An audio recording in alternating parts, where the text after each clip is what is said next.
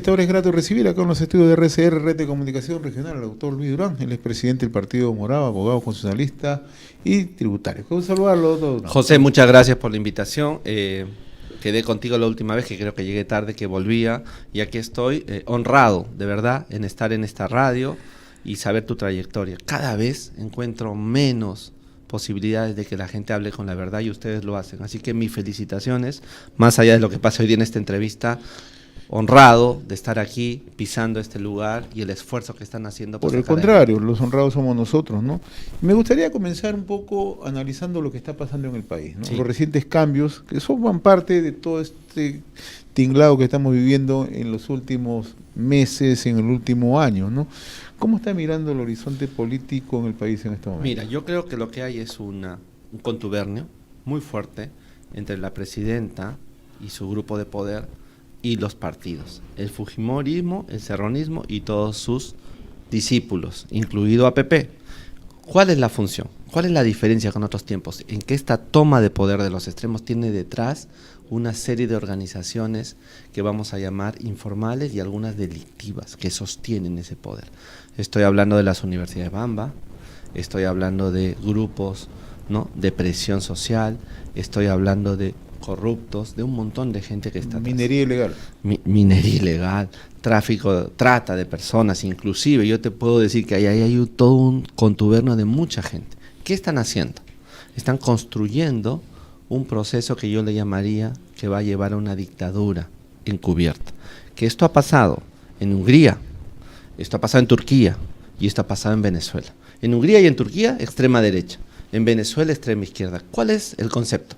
Llegan al poder, sepa Dios cómo, empiezan a organizarse, construyen acuerdos, empiezan, ¿sabes a qué?, a tomar poderes, empiezan a tomar instituciones. Una vez que tienen controladas las instituciones, le faltan un paso, y es ahí cuando la sociedad civil se da cuenta, y empieza a decir, vamos a organizarnos, y la sociedad civil le va a ganar una elección, y ¿sabes qué hacen ahí? Avanzan para no dejar espacio en las elecciones. Y algo más, una última cosa, permíteme decirte lo último. Empiezan a controlar a las fuerzas del orden, no para que cumplan con su deber constitucional, sino para que sean agentes del régimen. Entonces controlan el sistema electoral y controlan la fuerza pública. Es su último acto contra la sociedad. ¿Y qué hace la sociedad? Empieza a sufrir hasta que un día los votan. Esto ha pasado, esto está cantado, esto pasó en el Perú con Fujimori. Hacia eso vamos, yo lo siento, pero eso es lo que están llevándonos. ¿Y ese riesgo puede llevar a un endurecimiento, control de instituciones del gobierno? Ya lo están haciendo, están controlándolo todo. Mira lo que ha pasado ayer. Ayer han sacado una norma que ha apoyado el fujimorismo, el serronismo, ¿no? ¿Y qué dice la norma? Le devuelven a la Policía Nacional la obligación de gestionar la investigación de los delitos. Ya sabemos, tú y yo somos mayores, que eso no funcionó en otra época. La Constitución del propio Fujimori dijo que eso era función del Ministerio Público. Se lo están devolviendo a la policía. ¿Y por qué? Para hacerle daño a la policía. ¿Tú crees que este ministro, que está dedicado a perseguir a instituciones y a personas para ocultar el delito de la señora presidenta o de otro, sepa Dios de quién es, o sea, que no actúa con la verdad, ¿tú crees que ese señor va a dirigir a la policía bien? Entonces, ahí están tomando, pero la toman legalmente, construyen reglas de juego legales que se apartan de la institucional para controlar. Pero yo creo que la policía, los ciudadanos, todos van a resistir, pero este es de largo plazo. Ese es el problema, toma de instituciones para controlar el poder a su máxima expresión. Esa es mi opinión. Recientemente ustedes se suelen emitir pronunciamientos sobre el acontecer político en nuestro país. En el tema de la criminalidad organizada, sí, ustedes señalan que responsables de todo esto son la presidenta Dina Boluarte y el ministro y el Congreso de la República. Totalmente. Mira, 4 normas del Congreso. Empecemos por ahí. 4 normas. Primera norma. Quieren salvar a sus amigos militares, a los malos militares, y crean una regla para poner límites al delito de lesa humanidad en el Perú. Y no se dan cuenta, pues son burros, y esa norma va a aplicarse a los terroristas también. Entonces tienes terroristas y malos militares defendidos por un gobierno que no sabe qué hacer. Segunda cuestión, establecen una regla para limitar lo que teníamos para luchar contra las bandas. Crean una limitación para las personas que hacen delación, ¿no?, delación voluntaria de los delitos, y además limitan el secreto bancario, o sea, crean reglas para evitar el tránsito. ¿Eso por qué? Porque se están defendiendo ellos, pero están defendiendo a su gente. Ahora esto. Y 4, se tapan entre ellos. Mira, mochas sueldos, gente corrupta, etcétera, no les pasa nada. Son como un grupo. Entonces, ellos son parte de este tinglado. Y lo que quieren es, te insisto, quedarse en el poder y mantener a su grupo. ¿Y qué pasa con la señora Boluarte? Cambia ministros. ¿A quiénes saca? A sus ministros, que fueron los más sobones, los que no sirvieron para nada, y ellos le tiran una patada. Empiezan a hablar contra ella. ¿Y quiénes se quedan? Se quedan los ministros que están sirviéndole a ella para controlar. Ese ministro de Interior debió irse. Ese ministro de Educación. ¿Sabes lo que ha dicho, lo que ha hecho, cómo hablan? O sea, ella quiere tener a su lado a sus serviles para que le cuiden. Entonces hay un pacto, una unión. ¿Y cómo esto afecta al ciudadano común? Nos crean inestabilidad, deconstruyen las instituciones, no permiten que se luche realmente contra la verdadera cuestión. Y aquí permíteme decirle, ¿cómo luchar entonces? Usted dice, ya, señor Durán, yo estoy de acuerdo con usted en su diagnóstico. Pero ¿cómo hay que combatir para la inseguridad? Yo quiero decirle a tus televidentes lo siguiente, mira, la inseguridad no es un problema espontáneo, que surge en un lugar porque alguien se portó mal, como nos lo venden, porque hay personas de mal vivir. No, la criminalidad es organizada, y es organizada desde fuera, son mafias internacionales. Entonces, tú para luchar con ellas necesitas 2 cosas, inteligencia. La policía no tiene que estar haciendo papeles pues, para iniciar procesos de investigación fiscal. La policía tiene que hacer inteligencia y no la hace, y no los entrenan para eso. Y los sacan de las escuelas de policías sin tener la formación debida en la inteligencia, que es el futuro. Y 2, aliarte con los mejores países del occidente en inteligencia. Aliarte con Estados Unidos, con Francia, con Inglaterra, con Alemania. ¿Para qué? Para hacer una colaboración, porque ellos conocen a las bandas internacionales, saben dónde están.Nosotros solamente conocemos los efectos. Entonces, juntándonos con ellos, trabajamos. ¿Y qué hace? ¿Qué hacía el ministro de Relaciones Exteriores? ¿Acaso no iba a las embajadas a insultar a esos países? ¿Acaso el gobierno y el Congreso no son contrarios a los tratados? Dicen que hay que salirnos de los tratados. Al contrario, hay que construir espacios de cooperación para la lucha contra el crimen. Ese para mí es el futuro. Necesitamos que se entienda que el crimen organizado y la violencia está construido por los políticos y 2 por mafias internacionales. Ustedes también se han pronunciado sobre el caso de Venezuela. Sí. ¿No? Y ahora hay un nuevo canciller, ¿no? Y hoy lo que señala el diario El Comercio es que el canciller evita decir que hubo fraude en Venezuela y mucho menos que Venezuela es una dictadura. Porque han pasado de un canciller de extrema derecha a un canciller de extrema izquierda. El canciller de extrema derecha anterior decía, hay que intervenir Venezuela, Venezuela no sirve, hay que cortar relaciones. El canciller de izquierda dice, no, todo que lo resuelvan los venezolanos y que dice que... Yo creo que ahí está el problema, que no tienen convicciones verdaderas. ¿Cuál es la convicción? La convicción democrática. ¿Qué ha pasado en Venezuela? Lo que está empezando a pasar en Perú. Ese gobierno, sea que nos guste o no, ahí no está la discusión. Ese gobierno tomó las instituciones, tomó el poder judicial, tomó el órgano electoral, tomó la prensa. Por lo tanto, lo que hizo, si ustedes estudian, es un proceso sistemático para tratar de que ellos sean los únicos competidores. Inclinó la cancha, que estaba así, la volvió así. Entonces, esa elección no tiene ningún sentido. Entonces, defender un régimen, quedarse callado frente a esa situación donde está muriendo gente que está saliendo a las calles, es contrario a cualquier ideología de un demócrata. Pero luego tú tienes que ver otra cosa. Hay venezolanos fuera de Venezuela. Entonces tú tienes que denunciar fuertemente ese régimen como lo hemos hecho, denunciar que ahí no hay democracia, denunciar que esas elecciones no fueron correctas, pero a su vez tienes que ayudar a entender cómo sobreviven los venezolanos fuera de Venezuela.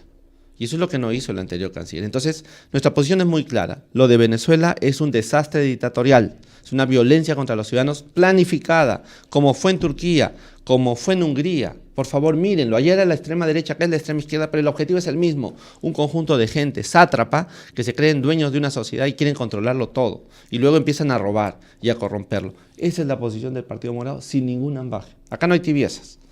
No tiene que ver con la ideología de la gente, tiene que ver con lo que hacen. Tú puedes pensar de una manera, pero tus actos dicen lo que tú eres. Si tú crees en el pueblo, tú no le vas a quitar la democracia. Si tú crees en la solidaridad con los más humildes, no lo vas a someter al hambre. No vas a hacer que los niños, las niñas se vayan del país.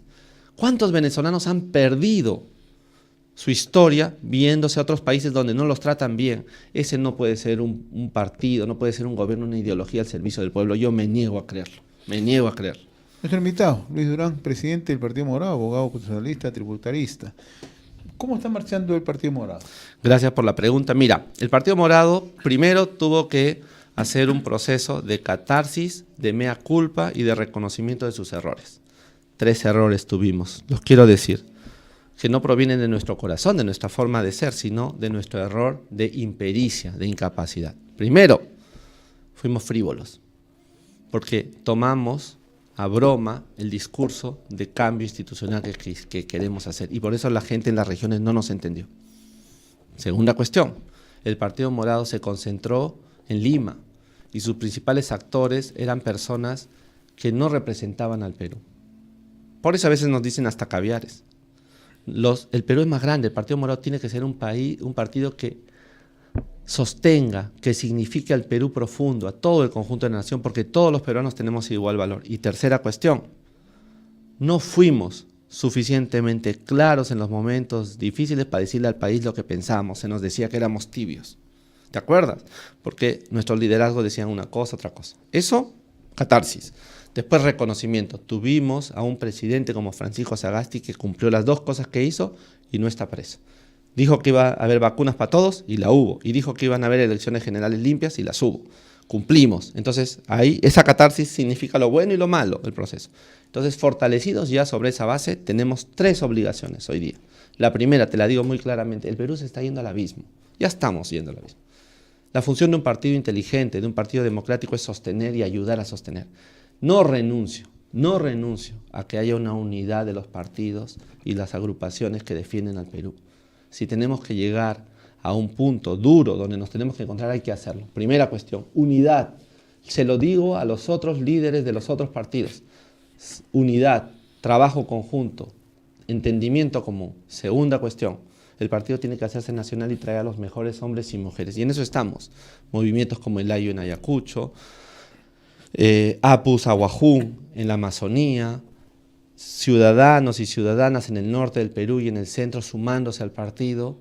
Hoy día ya no te inscribes para ser candidato a nada, sumándose al partido porque saben que aquí pueden ayudar. Hay que hacer un partido nacional, hay que devolverle el poder a la nación. Y tercera cosa, última, vamos a tener un proceso formativo. Hoy día te contaba, hay una experiencia, el inicio de la programación del Plan de Gobierno 3.0, con una capacitación a 100 militantes del partido en Lima físicamente y a 200 por internet, de 9 a 1 de la tarde.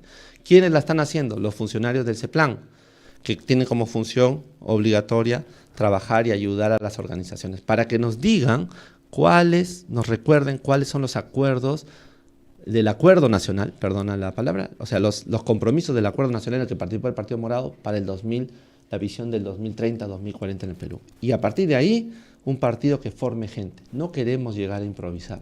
Y eso lo vamos a cumplir, te lo prometo. Vamos a tener un plan de gobierno mejor que el que tuvimos antes y ahora más incardinado en cada lugar del Perú. El poder lo merecemos tener todos y todas los peruanos. En eso estamos. ¿Cómo han tomado la salida algunos dirigentes? Gracias. ¿Podemos hacer una recomposición? Mira, la salida siempre es un dolor. Estoy hablando en primer lugar de la salida de 3 miembros que están en el Congreso. Es un dolor. O sea, los 3 congresistas que entraron por el Partido Morado no están más. Es un dolor porque no hicimos las cosas bien, pero es una satisfacción también, porque tú en el camino sabes con quiénes cuentan. Y creo que está bien, que el Partido Morado no tiene que tener representación en este Congreso y que esas personas que salieron hicieron su propio camino. Pero luego han salido algunos otros dirigentes, no hemos logrado acercar personas que tenían que venir, ellos tendrán su razón. Yo siempre voy a ser claro en 2 cosas. La identidad de uno no se negocia. Eso es lo primero. Si yo negocio que soy Luis Durán y lo que soy, yo soy huancaíno y vengo de allá, entonces no funciona. La identidad del Partido Morado no se podía negociar. No puede venir alguien a decir yo me quedo o vengo a tu partido si le cambias el nombre. Porque es cambiar tu apellido, porque ese nombre para nosotros tiene sentido e historia. Yo eso no lo voy a negociar porque sería volver al pasado. Así que estoy feliz por eso. Se fueron y no llegaron porque querían que se cambie el nombre y nosotros no lo íbamos a aceptar porque este nombre tiene valor. Pero luego, la siguiente reflexión que tenemos que hacer es esta. ¿Para qué están los partidos en este país? ¿Están para elecciones solamente? Sí, tenemos que ganar elecciones. Pero si no hacemos instituciones no funciona. Así que lo que hemos aprendido son dos cosas. Mira, la primera es, todos los que vienen tienen claro que no hay negocio ni acuerdo aquí. Vienen a militar, a ponerse el overol, a ser institución. Y segundo, que el país no lo vas a cambiar en el 2026, no lo van a cambiar personas, no lo va a cambiar yo, lo va a cambiar instituciones y el Partido Morado tiene que ser parte de muchas instituciones. Y eso es lo que hay que tener claro. ¿Y eso qué nos obliga el 2026? ¿A hacer alianzas? Sí, por eso te digo, yo no estoy seguro de que el 2026 haya elecciones libres, no estoy seguro. Manejo otros escenarios, elecciones limitadas o incluso que no hayan elecciones. Entonces, los acuerdos institucionales no pueden ser electorales. Eso nos enseñó la época de Fujimori. Si tú te sientas a la mesa para discutir acuerdos electorales, no funciona. Tiene que ser acuerdos programáticos y de visión. Y yo no renuncio a eso. Yo no renuncio a que nos juntemos los varios partidos a establecer unas reglas de juego de lo que viene. ¿Cómo vamos a derogar todas estas cosas que están dejando? Y segundo, y Dios quiera, un acuerdo electoral. Ojalá. No estoy seguro porque las normas electorales no las pueden cambiar, pero ¿cuál sería mi visión? Los partidos van y hacemos una alianza muy grande con un candidato presidencial, una plancha presidencial de todos. ¿Y ya se están avanzando este tipo de acuerdos, este tipo de consensos? No, porque los consensos, los acuerdos, las conversaciones van en torno a personalidades. ¿Ya? Yo le he pedido a algunas personas, no voy a decir acá los nombres, personas relevantes del Perú, que ellos toquen la puerta a los distintos líderes de los partidos, para que nos sentemos no alrededor de una persona que llama a otra, sino de alguien independiente que nos ayude a sentarnos a conversar. El Partido Morado no lo pudo hacer, yo no pude hacer, yo los llamé, conversamos con varios de ellos, no se logró. Pero entonces ahora que sean notables, personas de ajenas de la política incluso, que den su respaldo para esta conversación. Ojalá, José, el Partido Morado quiere que eso ocurra, pero también es nuestro deber algo. Queremos eso, pero también queremos fortalecer al Partido Morado para que sea una alternativa. Entonces, tengo dos frentes que avanzar y creo que lo vamos a cumplir bien. Francisco Sagasti. Francisco Sagasti es un gran peruano, es muy honesto, ustedes saben. Hay que defender a Francisco de dos cosas. Te voy a decir de qué cosas. Primero, de la afrenta que le hace esta derecha extrema de no llamarlo presidente y de ningunearle esa categoría. Estoy acabando de escribir un artículo muy breve que voy a poner en la universidad explicando por qué un congresista que es llevado a la presidencia en una situación extrema no es encargado de la presidencia, es presidente de la República. Segunda cosa de la que hay que defenderlo es de las patrañas que dicen que él utilizó a las Fuerzas Armadas y removió personas con intereses personales. Eso no ocurrió. Entonces hay que defenderlo. yo le pido a los ciudadanos que nos ayuden a defender, que se enteren. Y tercera, me había olvidado de la tercera, que hay que defenderlo. Este es un rumor que han circulado. Dicen, el otro día estuve en un canal de televisión reclamándoles. Hay unas personas que se dicen constitucionalistas que dicen, no, Francisco Sagasti en realidad observó la ley que eliminaba la pensión para los expresidentes porque quería tener su pensión. Es más, 10 días después presentó su carta de pensión. Y yo les digo, mienten. Se observó esa ley porque esa ley que estaba patrocinando el Congreso de aquel entonces, lo que estaba diciendo es quitamos la pensión a los presidentes, quitamos esos requisitos que la ley tiene, que además dio Fujimori, y vamos a poner otra ley. Ya no le vamos a llamar pensión, le vamos a llamar pensión de gracia. ¿Y sabes quién escogía al presidente que le iba a recibir? Votación del Congreso. O sea, estos sinvergüenzas querían llevar la ley para que sea subjetiva y no objetiva. A eso se opuso Francisco Sagasti. Entonces yo les pido a todos, hoy día, más que preocuparnos si Francisco va a ser candidato o no, eso para mí no es importante, es defender el honor de una persona que dio en su gobierno todo para el Perú. Esas tres cosas les pido. Sí ha sido presidente, no ha violado la ley ni la Constitución en su actuación pública, y tercero, no tiene intereses por pensiones. Él quiso arreglar y evitar que estos mañosos del Congreso cambien las cosas.